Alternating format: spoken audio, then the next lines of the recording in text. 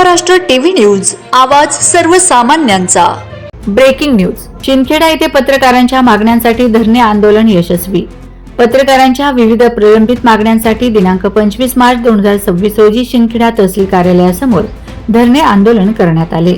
यावेळी पत्रकारांनी विविध घोषणाबाजी करत आपला निषेध व्यक्त केला।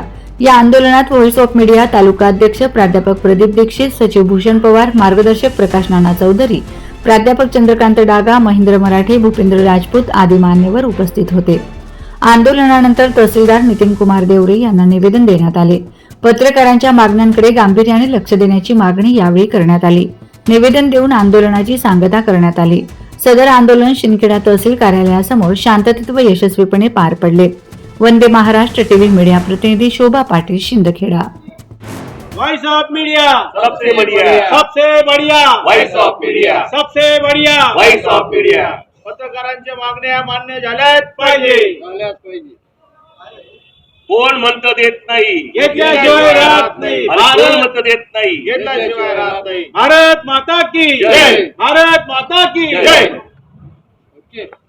वंदे महाराष्ट्र टीव्ही न्यूज, आवाज सर्वसामान्यांचा।